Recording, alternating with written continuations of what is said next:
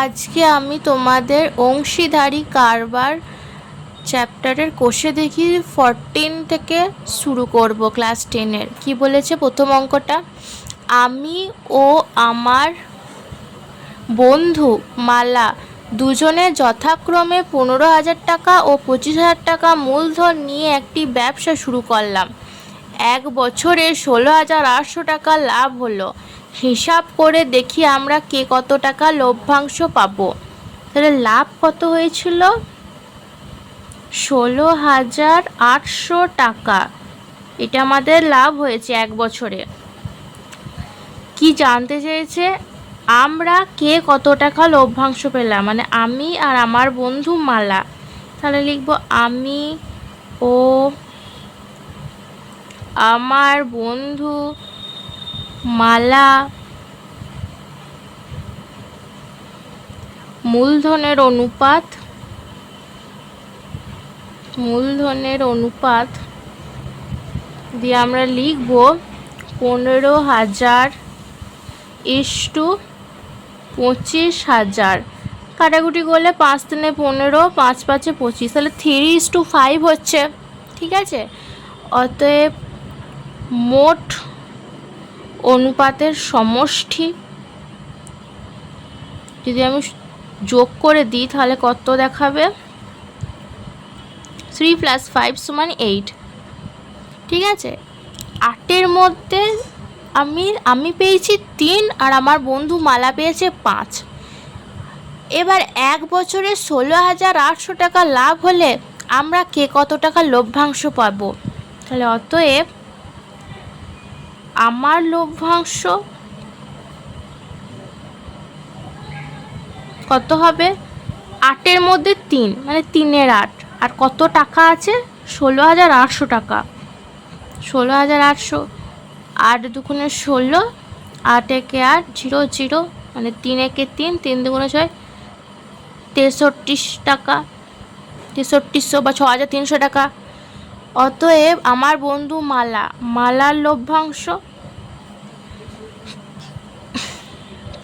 5-এর 8, কারণ বাকি পড়ে রয়েছে এই 5, আর টোটাল ছিল 16,800। 8 দুগুণে 16, 8 একে 8, 0 0 0 0, 5 একে 5, 5 দুগুণে 10। ওকে, 10,500 টাকা।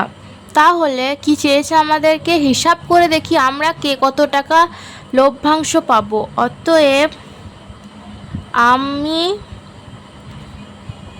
6,300 টাকা ও মালা 10,500 টাকা লভ্যাংশ পাবো। এটাই হচ্ছে উত্তর। ওকে, আমি আরেকবার বলে দিচ্ছি। দেখো, অংশীদারি কারবার মানে কি? কোনো একটা কাজ আমি, আমার বন্ধু বা অন্য কেউ সবাই মিলে ওই কাজটা করছে, মানে একসাথে ব্যবসা করার মতন। ওটা কি বলছে? অংশীদারি কারবার। মানে আমারও অংশ আছে ওই কারবারের মধ্যে। আমিও আমার বন্ধু মালা দুজনে যথাক্রমে 15,000 টাকা ও 25,000 টাকা মূলধন দিয়ে একটি ব্যবসা শুরু করলাম। তাহলে আমাদের মূলধন কী আছে? 15,000 আর 25,000 টাকা। তাহলে এদের অনুপাত কি? 3টে 0 কেটে গেল, 5 3 15 হয়, 5 5 25 হয়। আমি আশা করছি তোমরা সবাই অনুপাতটা জানো, না হলে ক্লাস 9-এ একটা পড়ে নিও। আগে তোমরা জেনেছো অনুপাত জিনিসটা কি, একবার পড়ে নেবে। তাহলে কি মোট অনুপাতের সমষ্টি কি? 3 আর এদিকে 5, টোটাল হচ্ছে 8। ওকে, 8-এর মধ্যে 3 হচ্ছে আমার, আর 8-এর মধ্যে এই 5টা হচ্ছে আমার বন্ধু মালা। মূলধন নিয়ে একটি ব্যবসা শুরু করলাম। 1 বছরে কত? 16,800 টাকা লাভ হলো। তাহলে আমাদের লভ্যাংশ কত? 16,800 টাকা। হিসাব করে দেখি আমরা কে কত টাকা লভ্যাংশ পাবো, মানে এই 16,800 টাকার মধ্যে আমরা কে কত টাকা পাবো। তাহলে কি মোট ছিল 8, আমার লভ্যাংশ ছিল 8-এর মধ্যে, এই যে 3 পেয়েছি, 3/8 ইন্টু 16,800 টাকা। 8 দুগুণে 16, 8 একে 8, 16,800। তিন একে তিন, 3×6 6300, মানে 6300 টাকা হচ্ছে আমার লভ্যাংশ, কারণ আমি 3 দিয়েছি 8-এর মধ্যে। মালার লভ্যাংশ কত? 5-এর 8 × 16,800, কাটাকুটি করলে 5 একে 5, 5 দুগুণে 10, 10,500 টাকা। অতএব আমি 6300 টাকা ও মালা 10,500 টাকা লভ্যাংশ পাবে বা পাবো, ঠিক আছে? মানে এইভাবে উত্তরটা লিখে দিল, আসলে এটা জানতে চেয়েছে। বোঝা গেছে এই অঙ্কটা? এবার 2-এর দাগের অঙ্কটা দেখি কি বলেছে। প্রিয়ম, সুপ্রিয়া, বুলু যথাক্রমে 15,000 টাকা, 10,000 টাকা এবং 25,000 টাকা দিয়ে ছোট মুদির দোকান খুললো। তাহলে ওদের টাকাগুলো বলে দিয়েছে কত কত করে। 15,000 টাকা, 10,000 টাকা এবং 25,000 টাকা দিয়ে একটি ছোট মুদির দোকান খুললো, কিন্তু বৎসর অন্তে 3,000 টাকা লোকসান হলো। তাহলে বছরের শেষে তাতে 3,000 টাকা লোকসান হয়েছে। কাকে কত টাকা লোকসানের পরিমাণ দিতে হবে হিসাব করে দেখি। তাহলে আমরা অংশীদারি কারবারে করবো যে এদের প্রথমে অনুপাতটা বের করে নেবো, দিয়ে সেই অনুপাতটাকে যোগ করব টোটাল। তাহলে সেই যোগের মধ্যে প্রিয়ম কত, সুপ্রিয়া কত, বুলু কত বের করে তাদের লোকসানের হিসাবটা আমরা বের করব। তাহলে প্রথমে আমরা কি লিখব? প্রিয়ম,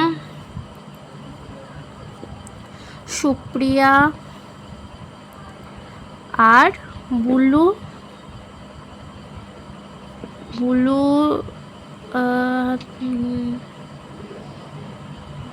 টাকার অনুপাত। তাহলে এদের অনুপাতগুলো কত ছিল? 15,000 টাকা, 10,000 টাকা আর 25,000 টাকা। এবার যখন আমি এই 3টে শূন্য, এই 3টে শূন্য, এই 3টে শূন্য চলে গেল, 5×3 = 15, 5×2 = 10, 5×5 = 25। অতএব মোট অনুপাতের সমষ্টি কত হচ্ছে? 3×2 = 5 আর 5 = 10, তো টোটাল হচ্ছে 10। তো 10 ভাগের মধ্যে 3 ভাগ দিয়েছে প্রিয়ম, 2 ভাগ সুপ্রিয়া আর বুলু দিয়েছে 5 ভাগ। এবার আমাদের লোকসান কত বলেছে? 3,000 টাকা। তাহলে 3,000 টাকা হচ্ছে লোকসান। ওকে, 3,000 টাকা লোকসান। এবার বলেছে কাকে কত টাকা লোকসানের পরিমাণ দিতে হবে হিসাব করে দেখি। অতএব প্রথম প্রিয়মকে দিতে হবে কত দিতে হবে? 10-এর মধ্যে আমাদেরকে 3 আছে প্রিয়মের, তাহলে 3/10 ইন্টু কত টাকা লোকসান হয়েছে? 3,000 টাকা। তাহলে 3,000, 0 কেটে গেল, তার মানে 900 টাকা। 900 টাকা প্রিয়মকে দিতে হবে। অতএব সুপ্রিয়াকে দিতে হবে কত? সুপ্রিয়া হচ্ছে 10-এর মধ্যে দেখো 2 বলে দিয়েছে, আর 3,000 টাকা লোকসান, 3,000 টাকা কেটে গেল, মানে 600 টাকা। এরপরে আছে বুলু। অতএব বুলুকে দিতে হবে কত? 5/10 ইন্টু লোকসান হয়েছে 3,000 টাকা, এটা 0 কেটে গেল, তার মানে 5×3 = 15, 1,500 টাকা। তাহলে এটাই হচ্ছে উত্তর। আমি আরেকবার বলে দিচ্ছি। প্রিয়ম, সুপ্রিয়া, বুলু, মানে 3জন বান্ধবী ধরে নাও, যা মানে এটা ধরে নাও, প্রিয়ম একটা, সুপ্রিয়া একটা, বুলু একটা, 15,000 টাকা, 10,000 টাকা এবং 25,000 টাকা দিয়ে একটি ছোট মুদির দোকান খুললো।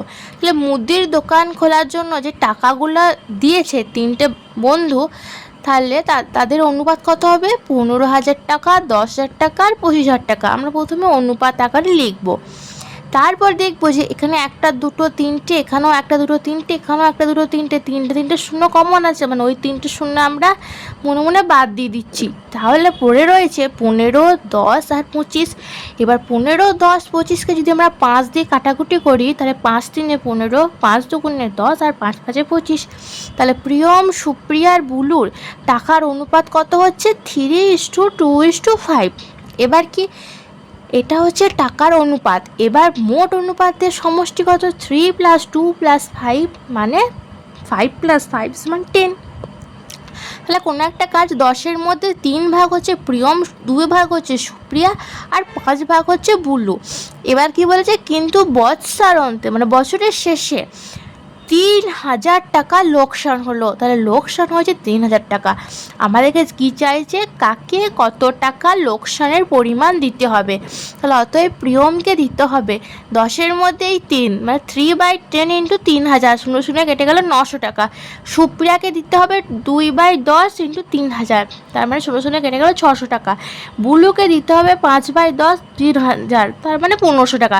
যদি তোমাদের কোথাও কনফিউশন থাকে না যে টোটাল যতগুলো টাকা আছে অত টাকা যদি লোকসান হয়, তাহলে ভাববে আমাদের অঙ্কটা ঠিক হয়ে গেছে। 9 আর 6 15, 15 15 30, ঠিক আছে। তার মানে 3,000 টাকা লোকসান হয়েছে।